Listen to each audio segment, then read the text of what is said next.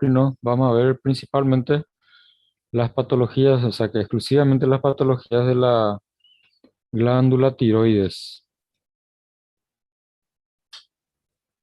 Recordando aquí las características normales de la glándula.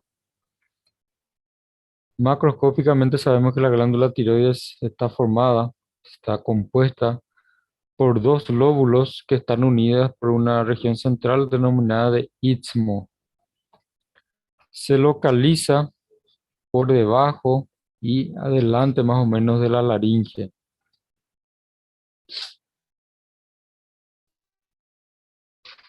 Cada uno de estos lóbulos están formados por lobulillos y cada lobulillo por su otra vez se compone de la unidad funcional de la glándula que es denominada de folículos tiroideos. Estos folículos están distribuidas por toda la glándula de manera homogénea. Yo ni siquiera le pregunté si están viendo la presentación, ¿verdad? ¿Están viendo ahora? Sí. Sí. Bueno, nada más para responder aquí, me dice vamos a tener entrega. No, hoy no van a tener entrega, ¿sí? La entrega van a tener la próxima semana sobre estos dos temas. O sea que tres temas en este caso ahora. Patologías de la hipófisis, suprarrenal y tiroides, ¿está? Entonces hoy no van a tener. Bueno, entonces como les decía, la unidad funcional de la tiroides es lo que denominamos de folículos tiroideos. Estos folículos pueden tener diferentes tamaños, pero en su mayoría de las veces mantienen un tamaño homogéneo, no varía mucho entre ellas, que es diferente cuando tenemos algún tipo de patología, aparecen folículos bastante grandes si comparamos unas con otras. Con relación a tamaño de los folículos que vemos en un corte histológico, eso muchas veces depende de dónde exactamente pasa el corte en ese folículo. Porque si pasa en el centro mismo del folículo, podemos tener un tamaño X. Si es que pasa, por ejemplo, cerca del polo superior o inferior, no en el centro del folículo, el tamaño va a ser un poco menor que, que el tamaño X como ejemplo. Entonces muchas veces eso es lo que vemos en los cortes histológicos, que parecen ser tamaños diferentes, pero que en realidad nada más el corte pasa en diferentes puntos de ese folículo, en diferentes partes. Por eso dice el tamaño de los folículos puede ser uniforme, variable, ¿verdad? Ese variable es, entre paréntesis, siempre están revestidas por un epitelio cúbico simple o cilíndrico bajo, más decimos que es un cúbico simple, y el contenido del folículo tiroideo es la tiroglobulina.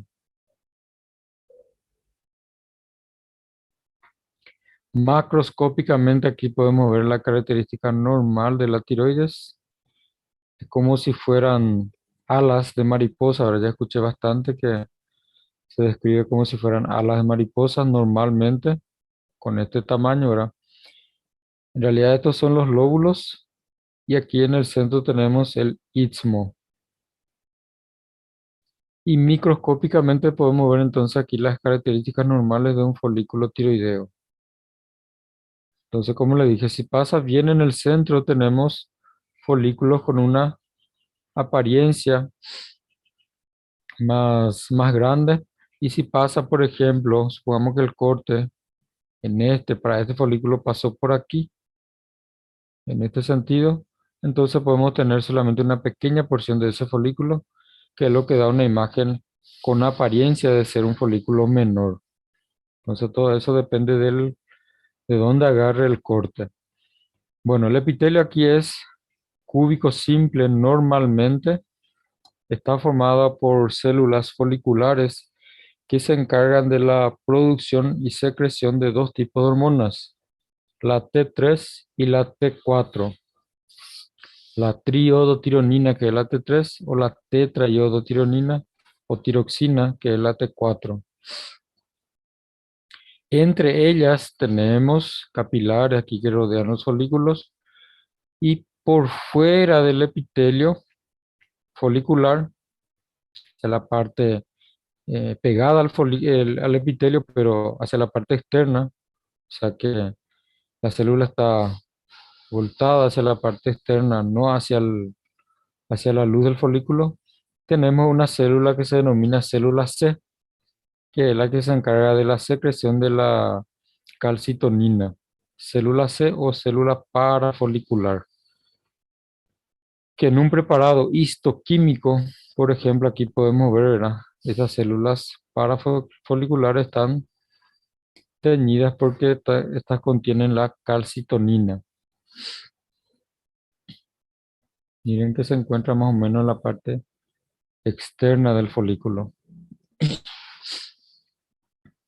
Bueno, una de las primeras patologías que vamos a ver es la tiroiditis linfocítica crónica o también denominada tiroiditis de Hashimoto. Probablemente a la persona que le describió por primera vez y dejó entonces su nombre a esta enfermedad.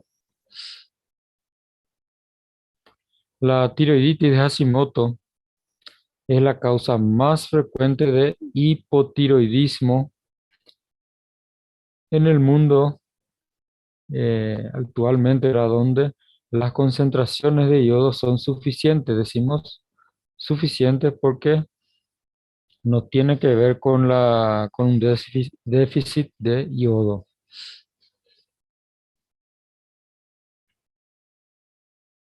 Déficit de yodo en este caso era en la dieta. Actualmente la dieta a base, o sea, que contiene yodo se considera que es normal. Se caracteriza por una insuficiencia gradual de la tiroides debido a una destrucción autoinmunitaria de la glándula. O sea que es una enfermedad autoinmunitaria donde vamos a tener gran cantidad principalmente de linfocitos. Por esa razón que se le da el nombre de tiroiditis linfocítica. Entonces hay una destrucción de la glándula, va perdiendo su funcionalidad por una enfermedad autoinmunitaria.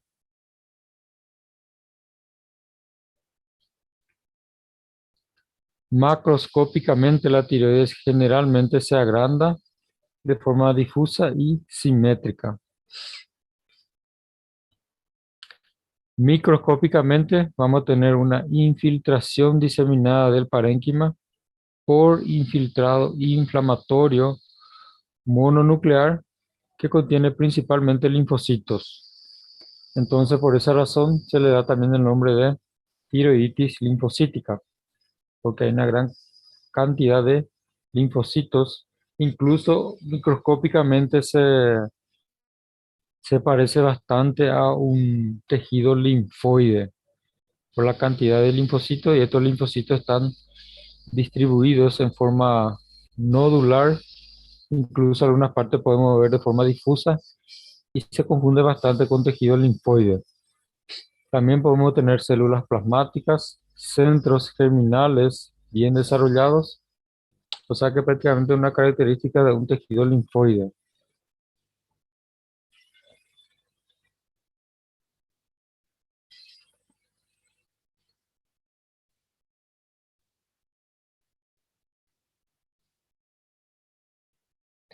Los folículos tiroideos están atróficos, recubiertos de muchas áreas por células epiteliales que se pueden distinguir, ¿verdad?, por la presencia de un citoplasma más eosinófilo, diferente de las células que son teñidas de forma más basófila por los linfocitos. Entonces, estas células eosinófilas de forma granular son denominadas de células de Huntle o células oxifílicas.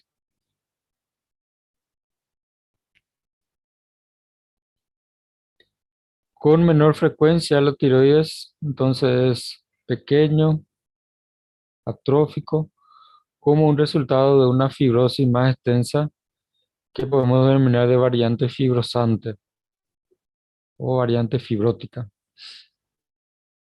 Bueno, entonces comparando esta imagen con la imagen anterior a que vimos normal, podemos ver que en esta región, más o menos aquí y aquí, la tiroides trata de mantener sus características normales, pero en esta otra región aquí podemos ver que hay una atrofia de la glándula. Entonces esto es tiroiditis de Hashimoto o tiroiditis linfocítica. Aquí también podemos ver atrofia a nivel macroscópico.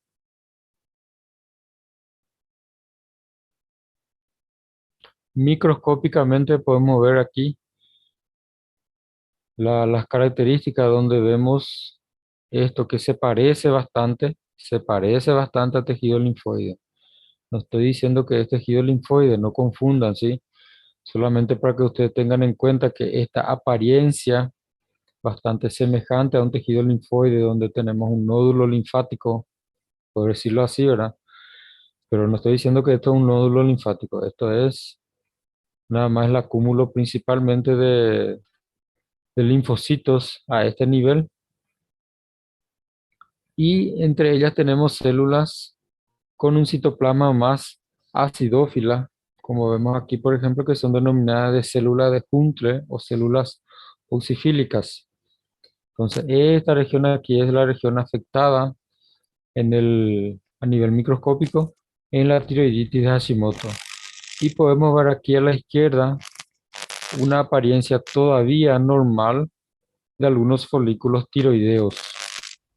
Y algunos folículos que están también atróficos y aquí con una apariencia todavía normal.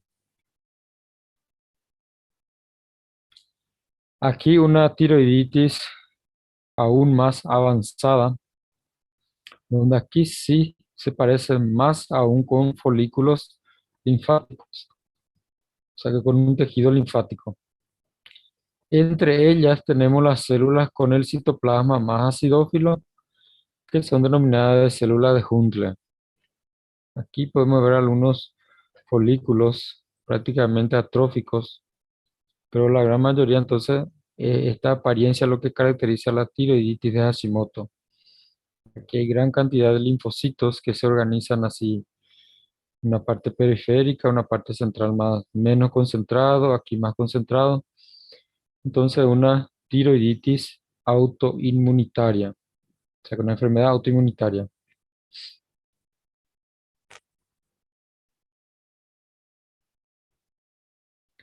Bueno, otra patología de la tiroides es la enfermedad de Graves.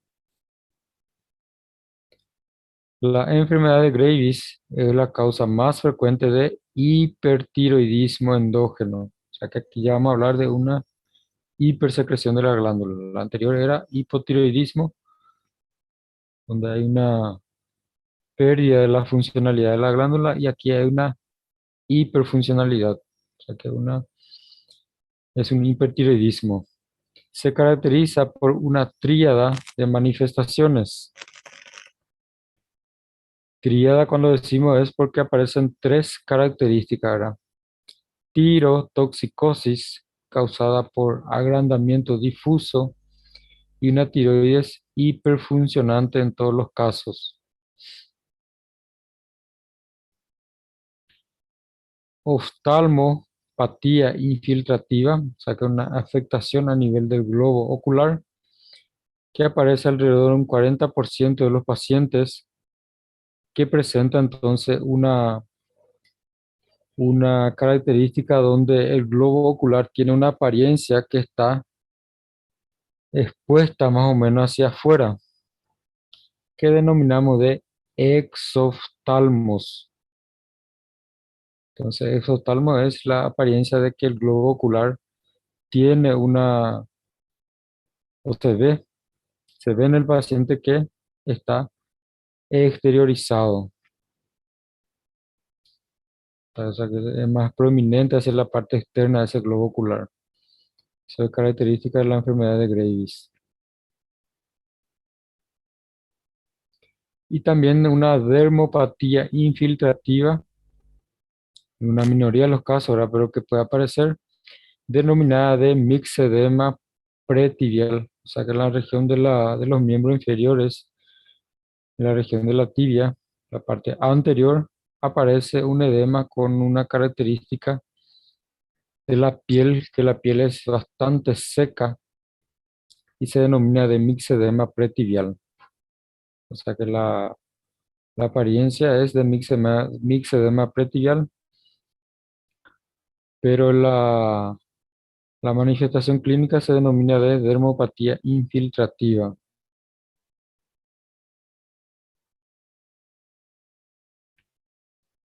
Bueno, el cambio morfológico en la glándula es que la glándula está más agrandada de forma difusa por la presencia de una hipertrofia e hiperplasia, eh, no de toda la glándula, o sea que de forma difusa en toda la glándula, de las células epiteliales del folículo tiroideo. Entonces, ese epitelio cúbico simple normal del folículo tiroideo va a sufrir entonces hipertrofia e hiperplasia principalmente, más que hipertrofia. Entonces va a aumentar el tamaño del órgano por aumento del número de células foliculares. Microscópicamente las células epiteliales son más altas, que es lo que produce la hipertrofia, en forma columnar y son más numerosas que lo normal. Para eso, la glándula, entonces, a nivel de los folículos, el intersticio muestra un infiltrado de, de células linfoides constituidos predominantemente por linfocitos T o con linfocitos B y células plasmáticas maduras, pero a nivel folicular, lo que ocurre en ese ¿Puedes tomar? epitelio es que se evagina en dirección a la luz. Si el límite de las células foliculares o del epitelio folicular era este, ¿qué es lo que ocurre en este epitelio? Se evagina en dirección de la luz y produce esto esto que denominamos de pliegues. Forman pliegues aquí donde aumenta el número de células foliculares a través de la formación de estos pliegues en dirección de la luz donde se encuentra el coloide. ¿Sí? Entonces esto que debería ser solamente más o menos por aquí. Entonces hay un aumento del número de células foliculares a través de estas evaginaciones. Ojo, generalmente yo comparo la formación de estos pliegues como si fueran vellosidades que ocurren en el intestino delgado. Eso no significa que esto que apunta la flecha sean vellosidades. Estos son evaginaciones del epitelio que hace con que aumente el número de células, pero solamente para que ustedes entiendan, yo generalmente comparo como si fueran, si entienden bien cuál es el concepto de vellosidades intestinales, entonces aquí podemos compararlo con estas vellosidades. Eso no significa que estas estructuras sean denominadas de vellosidades. Les digo eso porque más de una vez ya hubo casos que, principalmente cuando el alumno describe, dice que yo dije en clase que esto eran velocidades. Y en realidad yo solamente comparo para que los alumnos comprendan mejor el concepto de estas evaginaciones que hacen con que aumente el número de células, que es lo que lleva a la hiperplasia. Jéssica. Un ratito aquí que hay compañeros que están con el micrófono abierto. Jessica, si puedes silenciar tu micrófono, por favor.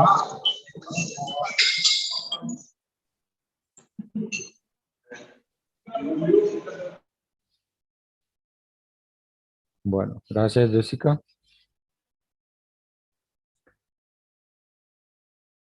Bueno, aquí otra imagen más donde podemos ver el folículo. Aquí podemos ver el folículo. Sufre estas evaginaciones en dirección a la luz, donde se encuentra el coloide. Y en este caso la flecha está apuntando esta, esta característica de vesículas como si fuera un aspecto vacío y que en realidad es justamente una característica vacía en esta región, porque como la glándula sufre una hiperfuncionalidad, entonces hay mayor cantidad de células foliculares y estas células foliculares reabsorben este coloide en mayor cantidad. Entonces, como está reabsorbiendo gran cantidad de coloide, entonces el coloide presenta estas pequeñas vesículas aquí de aspecto vacío. ¿Por qué? Porque la glándula está hiperproduciendo, está aumentando su funcionalidad. Por eso que la enfermedad de Graves es un hipertiroidismo. Entonces el coloide tiene este aspecto, ¿verdad? Que presenta aquí a nivel principalmente cerca de donde se encuentra el epitelio, un aspecto de vesículas vacías, porque ahí se está hiper, hiper absorbiendo o reabsorbiendo este coloide. Doutor, o senhor pode voltar duas imagens, fazendo um favor? Dudas. Esta. É, essa daí. Sí. Isso aí é no coloide. Este es el É, coloide. Este. células que aparecem é a que está revestindo o folículo, que está Esta entrando? que apunta la flecha. Esta. É, todo o Sí, conjunto. exactamente. Si comparamos esta con un folículo normal que vimos aquí, voy a volver en el... Aquí ya da para ver, para no volver tanto. A ver. En esta. Yo le dije que esta es la de Hashimoto, ahora aquí la parte afectada. Y aquí podemos ver todavía algunos folículos normales. Miren el aspecto, digamos así, el aspecto lineal de un folículo no tiene estas evaginaciones del epitelio en dirección al coloide, a la luz. Este es el coloide. Si comparamos esta con esta otra imagen, donde hay la presencia de estas evaginaciones, miren que es algo más o menos, por eso siempre digo, ¿verdad? Algo parecido a las vellosidades, porque las células aumentan en número. ¿Por qué? Porque aumenta este epitelio, la superficie del epitelio aumenta, pero no aumenta tanto como aumenta el tamaño del folículo. Aumenta el tamaño del folículo, aumenta el tamaño de la glándula, pero no es tan prominente como aumenta el tamaño o la superficie del epitelio. Lo que muchas veces aquí se confunde es la presencia de esto que parece como si fueran islotes en el medio del coloide, ¿verdad? ¿No sería esa tu duda? Sim, essas partes separadas que eu fiquei em dúvida. ¿Eh? ¿Por qué ocurre eso? Porque imagínense, estas evaginaciones le agarran un corte longitudinal, pero si el corte, por ejemplo, en esta región aquí, si el corte pasaba por aquí pasa el corte, ¿cómo nosotros vamos a tener una imagen? Vamos a tener este que está totalmente separado de este. ¿Qué es lo que ocurre con este? Entonces, esta parte que aparece, el epitelio en forma de islote o que está separado del resto aquí, probablemente esto hacia el fondo, más allá, estaría su región, estaría la región donde mantiene el contacto con la... ¿Me están escuchando? Sim, eu entendi, doutor. Obrigada. Sí.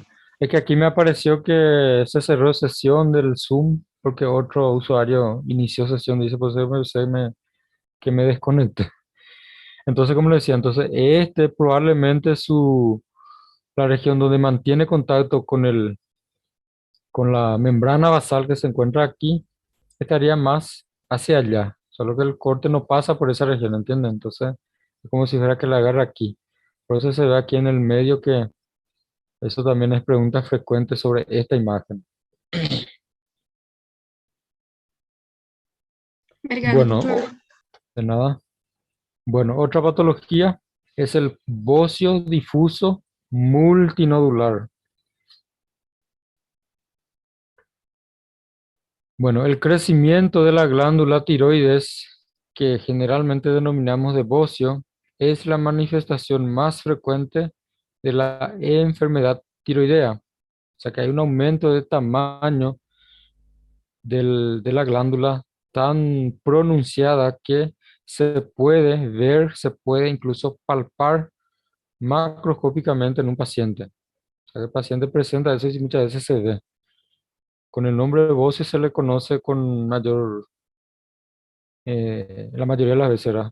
Cuando el paciente presenta eso, esa tumoración en la región cervical, es lo que generalmente conocemos como bocio. Los bocios difusos y multinodulares reflejan una alteración en la síntesis de la hormona tiroidea, que es provocada con mayor frecuencia por déficit dietético de yodo. En este caso sí vamos a tener un déficit de la ingesta de yodo, que va a hacer entonces que haya un déficit de la producción de la hormona tiroidea, con una alteración en la producción de la hormona tiroidea T3 y T4.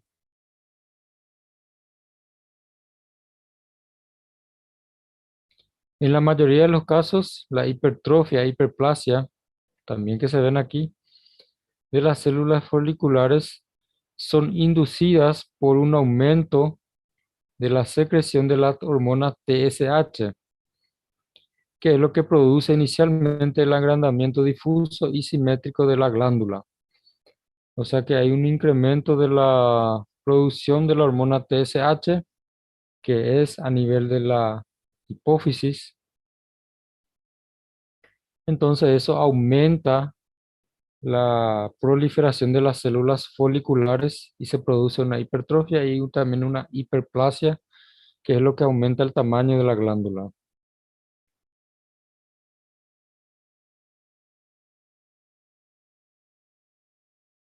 Los folículos están revestidos por células columnares, células aumentadas de tamaño.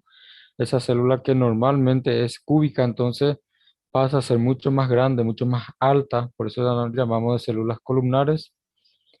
Entonces eso es lo que lleva a una hipertrofia y también una hiperplasia porque hay aumento también del número de células. Entonces aquí tenemos ejemplo de hipertrofia e hiperplasia que ocurre en un solo órgano, pero en este caso es patológico, no es una hipertrofia e hiperplasia en un solo órgano a causa fisiológica, en este caso es patológica. Bueno, entonces aquí tenemos, ¿verdad?, la presencia en esta región de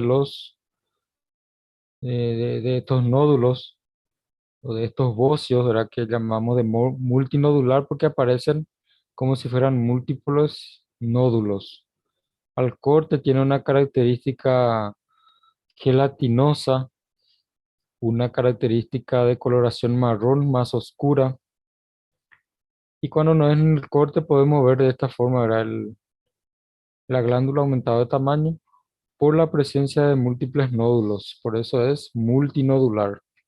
Entonces hay regiones donde aumenta el tamaño en forma nodular, pero son múltiples nódulos, que lleva al aumento del tamaño de todo el órgano, de toda la glándula.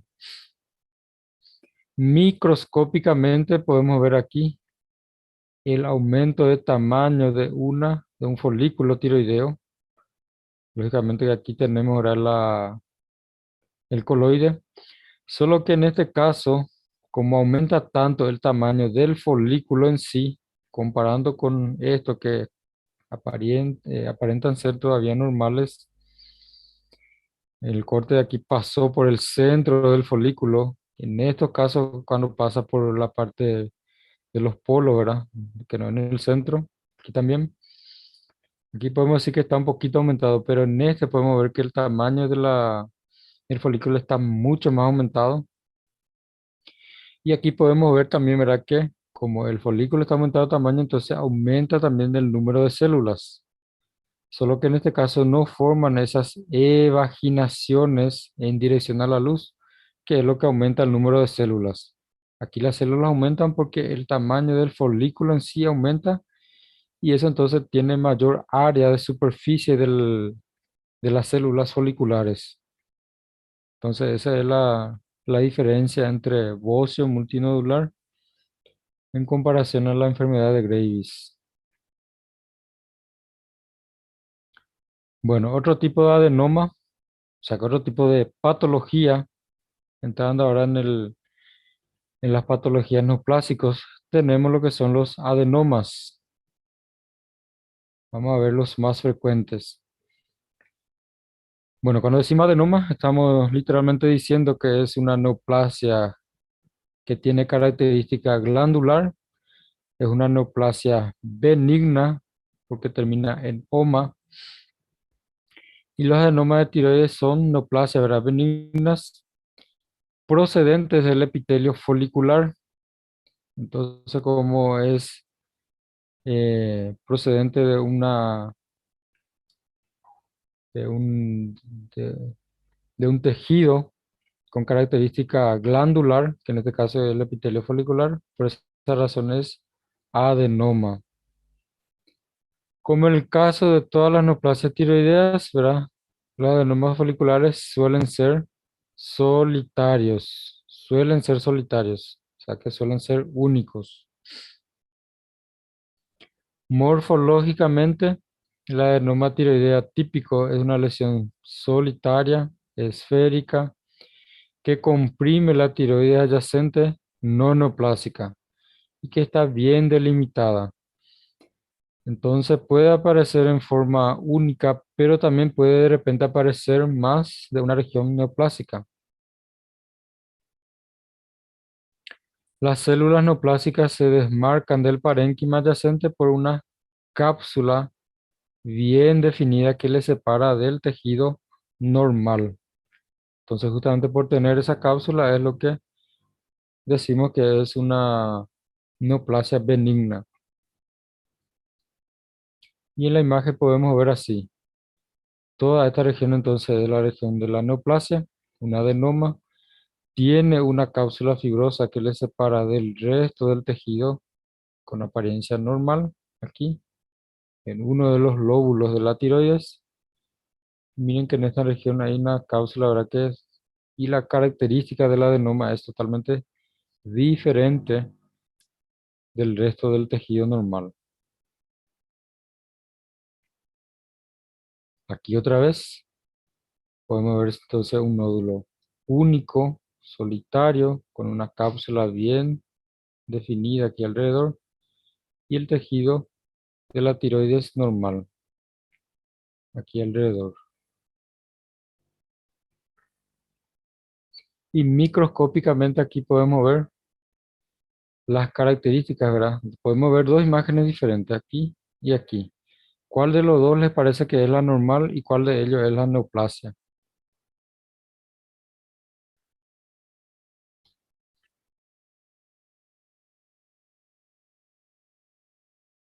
Podemos dividir en dos zonas, ¿verdad?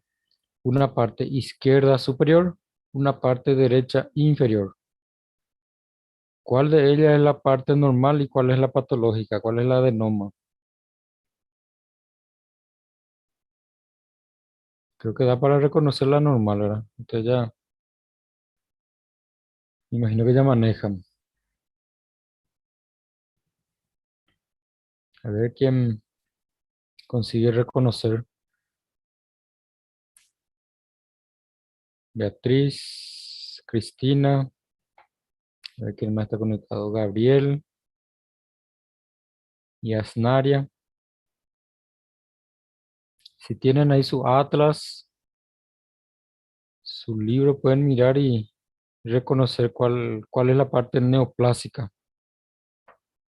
En la entrega en el examen va a estar apuntando, ¿verdad? Una flecha aquí o aquí, para hablar si es la patológica, si es el tejido normal.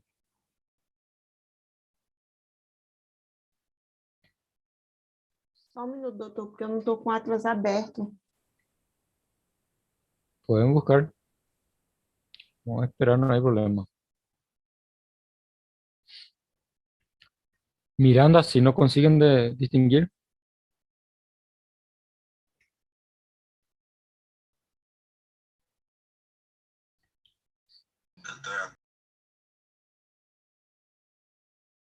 ahí inferior, este.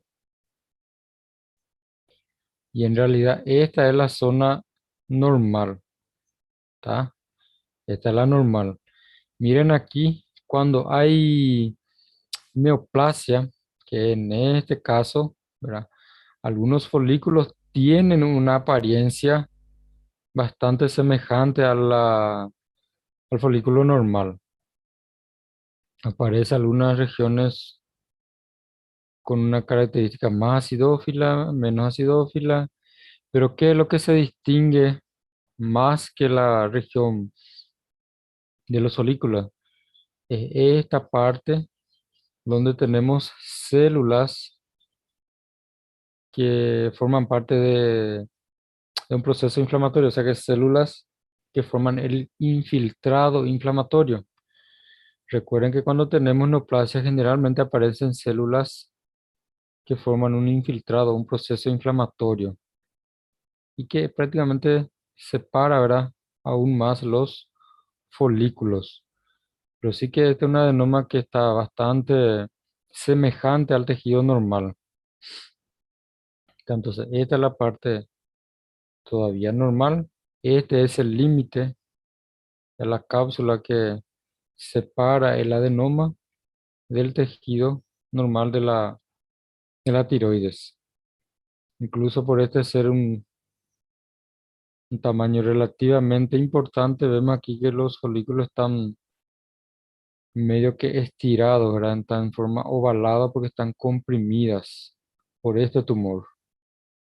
¿Tá?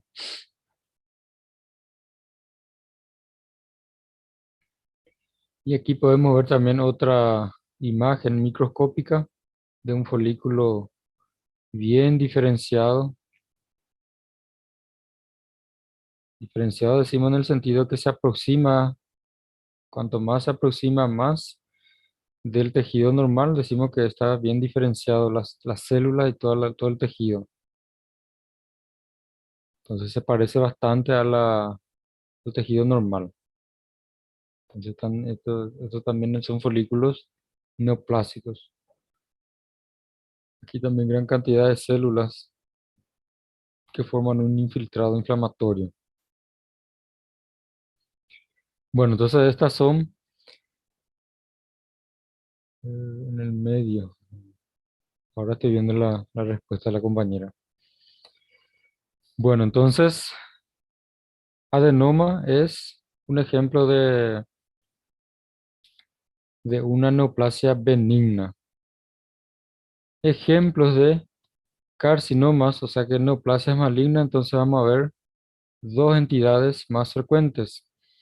El carcinoma papilar de tiroides, que representa la forma más frecuente de cáncer de tiroides y puede estar asociado a radiación ionizante, o sea que a una exposición a la radiación que puede llevar a la formación de este tipo de carcinoma.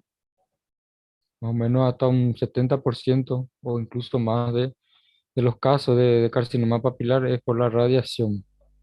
O sea que la exposición a radiaciones ionizantes puede presentarse como lesiones solitarias o multifocales. En este caso ya pueden ser únicas o puede aparecer más de uno.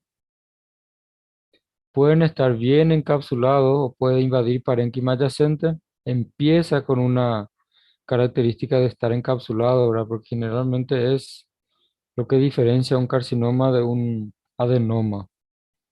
Entonces, si mantiene su característica encapsulada es porque todavía no está, todavía no es una neoplasia invasiva. Pero la mayoría de las veces puede invadir el parénquima adyacente cuando sobrepasa esa región encapsulada. Bueno, microscópicamente las células presentan una alteración principalmente a nivel del núcleo de las células. O sea que los núcleos de estas células contienen una cromatina muy finamente dispersa que decimos que se presenta en forma de vidrio esmerilado, o lo que llamamos comúnmente o más fácilmente para identificar núcleo o una imagen en ojo de la huerfanita Anie. Y tenemos que recordar, ¿verdad?, que es la huerfanita Anie, que dice que es, yo no conocía, ¿verdad?, pero investigando, es un seriado, creo que pasa, ¿verdad?, en algunos países, no sé si, qué conocimiento ustedes tienen en el Brasil, pero es un seriado de una niña que probablemente es huérfana, ¿verdad?, por eso se llama huerfanita Anie, que el ojo prácticamente se ve solamente con la característica de la esclera, no se ve la región del iris. Entonces, la región esclerótica que es blanquecina, ¿verdad? Entonces presenta con esa característica solamente el ojo es todito blanco. A eso se refiere entonces esta comparación. El núcleo se queda con un aspecto vacío por la cromatina ser muy dispersa. Cuando la cromatina está dispersa, generalmente no se tiñe bien en el preparado histológico. Entonces, en ese caso, el núcleo está muy dispersa que casi no se tiñe, que es lo que le llamamos de eucromatina. Puede aparecer estructuras calcificadas en forma concéntrica, denominadas de cuerpos psamoma.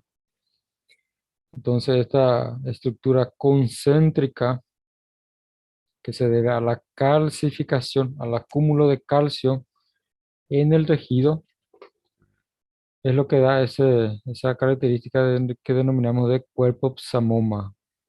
Cuando tenemos calcificaciones en el tejido, generalmente tiene un aspecto más basófilo. Bueno, macroscópicamente entonces podemos ver así un carcinoma de tiroides que puede ser multifocal como vemos aquí, por ejemplo, y podemos ver aquí también con un tamaño un poquito menor. Entonces un carcinoma papilar de tiroides. Y esta es la característica de un cuerpo psamoma. Es una calcificación en forma concéntrica que se tiñe más intensamente, ¿verdad?, por la presencia de calcio, depósito de calcio en este tejido y tiene la característica más basófila. Entonces, esto es lo que llamamos de cuerpo psamoma. ¿Y qué es? Aquí podemos ver el folículo, ¿verdad? Entonces, esto es característico de un carcinoma papilar.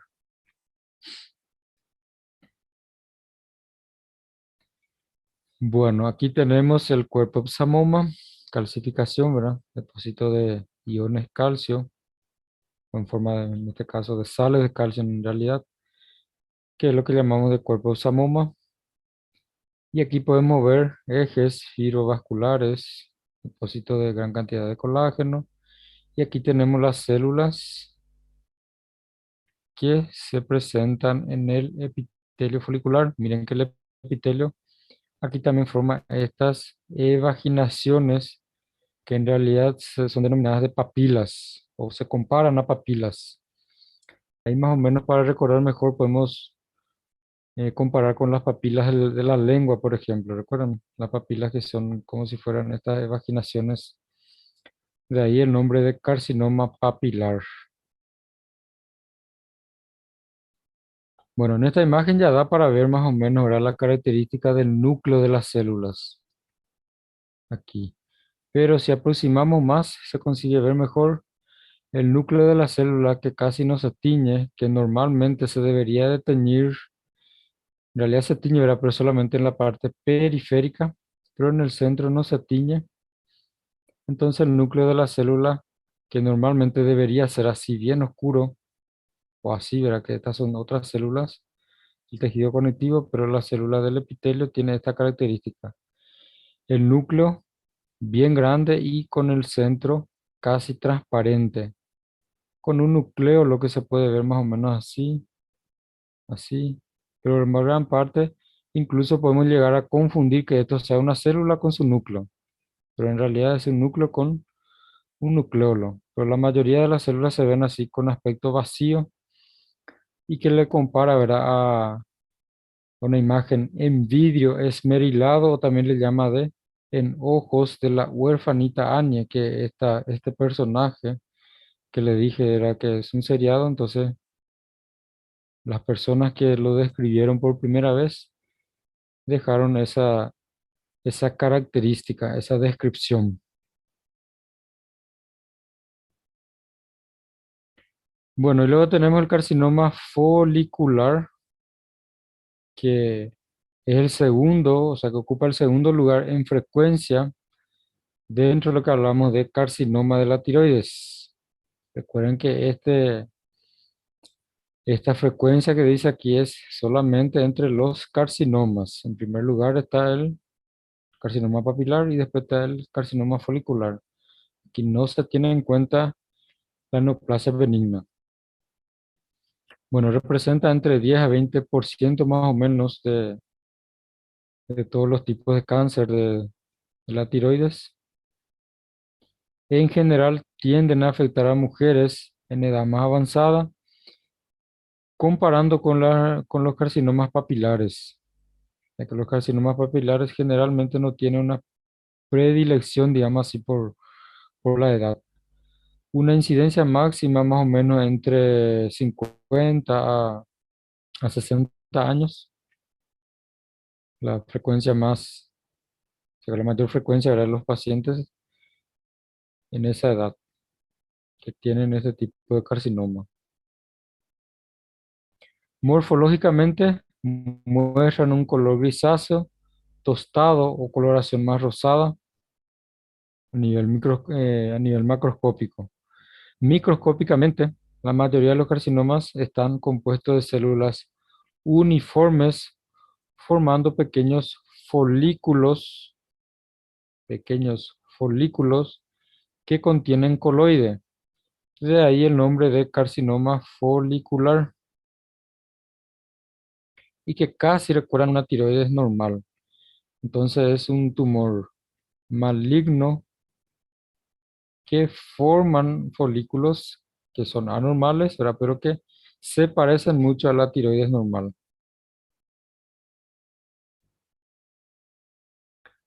Estos, estas neoplasias malignas, estos cánceres tienden a tener una gran proporción de patrones de crecimiento sólido en forma trabecular, menos evidencia de diferenciación folicular y una actividad mitótica aumentada. O sea que las células están frecuentemente dividiéndose, están en mitosis. Y macroscópicamente podemos ver aquí toda esta región que es afectada, podemos ver aquí otra vez. Y en esta región donde tenemos la tiroides normal.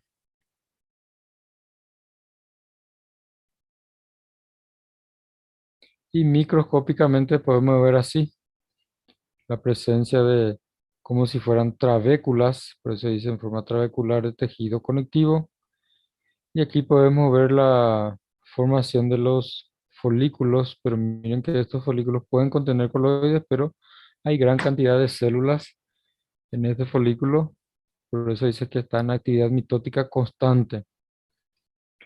Y la presencia de una infiltración vascular, que podemos ver aquí, aquí también en gran cantidad, se extiende por aquí, que es característica de un carcinoma folicular y que le distingue del carcinoma papilar. Bueno, entonces hasta ahí lo que es relacionado a patologías de la tiroides. ¿Alguna pregunta? ¿Dudas?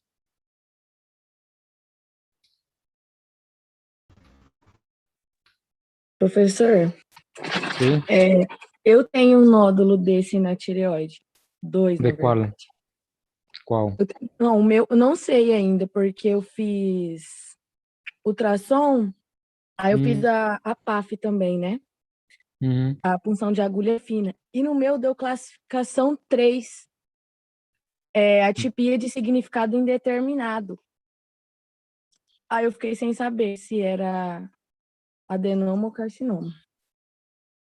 ¿Y cuál fue la sugerencia de tu médico?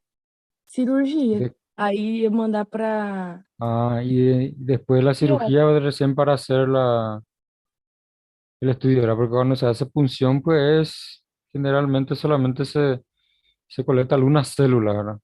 Y de acuerdo Sim. a eso, entonces se ve las células que están alteradas. En realidad es diferente. La biopsia es cuando se extrae un pedazo del tejido o prácticamente Uhum. todo un tejido. ¿Verdad? En caso de una cirugía, generalmente se extrae todo el tumor y después recién se hace la estratificación. Y si dice grado 3 probablemente entonces es para cirugía. Y después Sim. de la cirugía para saber el origen del adenoma, o sea, que de la neoplasia, ¿verdad? Para saber si es adenoma o carcinoma. Aham. Y Entendi. clínicamente, o que que você sente? Eu não sinto Algo. nada. Eu não ¿Y sinto cómo, nada. y cómo Eu, hiciste? eu fui no médico eu fui no nutrólogo, né? Ujú. E aí ele viu que tinha uma elevação no meu pescoço. Aí ele viu que tinha um nódulo. Aí ele pediu os exames, aí deu a tiroidite de Hashimoto, né? Constou nos exames. Mm. E ele pediu a ultrassom. E depois a PAF. Mas Y eu não ahora sinto las... nada. Aí deu o hipotiroidismo subclínico, né? Também. Ujú. Mas eu não sinto nada, assim. Fala que Dolor, não, dificultad para deglutir deglutir? alimento, Não, ¿no? também não. Entonces no está creciendo, ¿verdad? No tiene un aumento considerable Não, ele tem 3 centímetros. y se palpa por fuera. Sim, aham. ¿Vos se consegue palpar? Sim.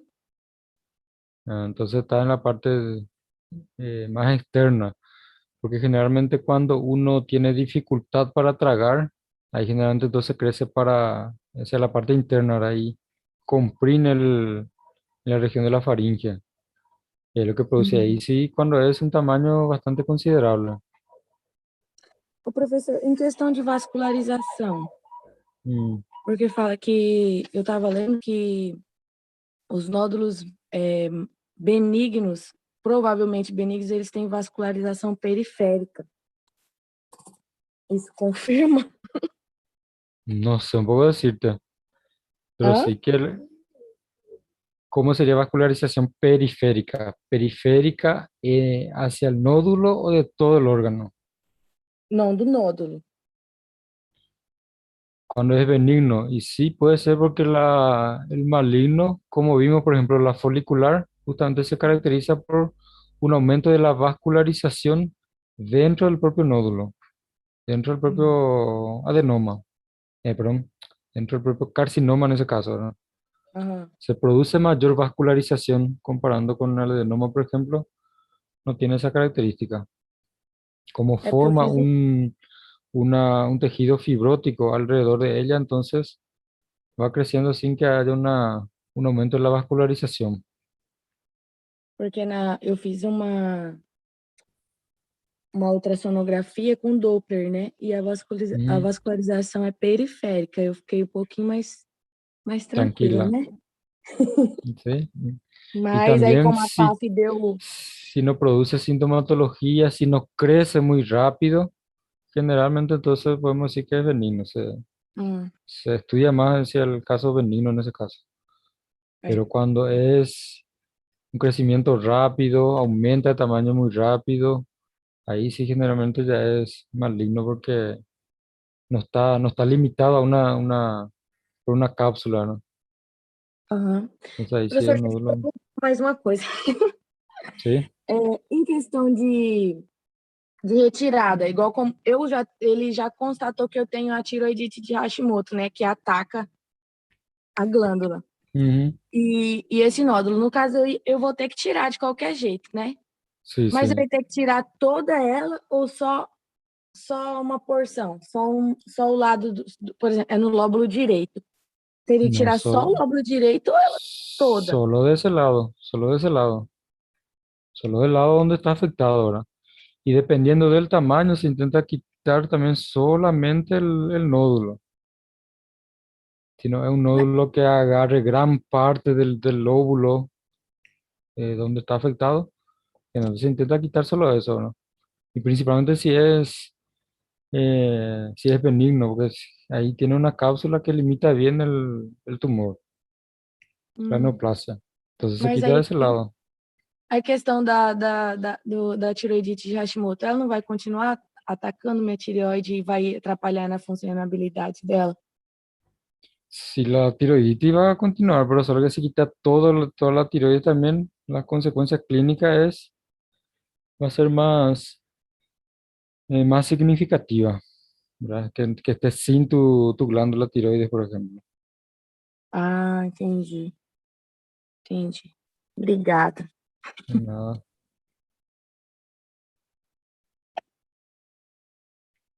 Recording stopped. Bueno, entonces, con el doctor César, ¿ustedes vieron